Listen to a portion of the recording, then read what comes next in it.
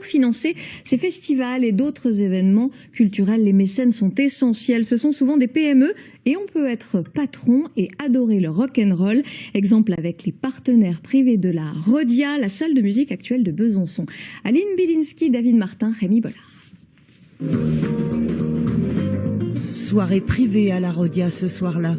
Un mécène a choisi la salle de musiques actuelle pour organiser un événement. C'est l'un des avantages d'être membre de la Rhodia House. Le club de partenaires rassemble une soixantaine d'entreprises et occupe une place de choix dans le budget annuel de 2,6 millions d'euros.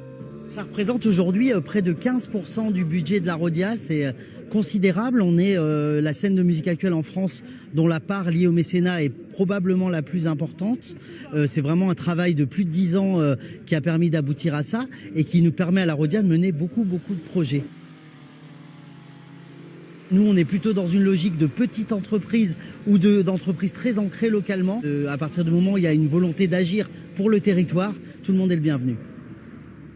Paysagiste et amateur de rock'n'roll, Jérémy Rondeau a pris la direction d'une entreprise de 40 salariés il y a 2 ans. Et c'est là qu'il a intégré la Rhodia House.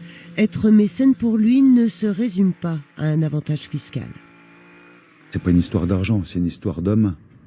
Et encore une fois de culture et de s'y retrouver dans tous ces messages et partages pour construire ensemble justement là où on est le mieux. Encore plus aujourd'hui dans nos petits soucis de climat, de réchauffement, de soucis, de social.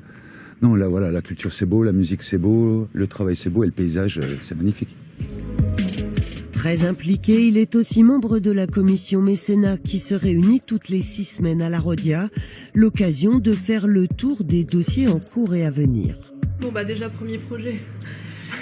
Quel projet? Je ne sais pas si vous avez déjà entendu parler du festival Détonation. On a une passion, la musique. On a une envie, c'est de faire avancer la Rhodia et de promouvoir aussi notre ville, faut être clair. À l'heure où les subventions publiques chutent et les frais de fonctionnement explosent, le soutien des PME est essentiel pour la salle de musiques actuelle bisontine. Il y a un turnover forcément, il y a des mécènes qui arrivent, il y a des mécènes qui partent. Et effectivement, c'est quand même, voilà, il faut maintenir ce club de partenaires parce que la Rhodia en dépend, le festival Détonation en dépend.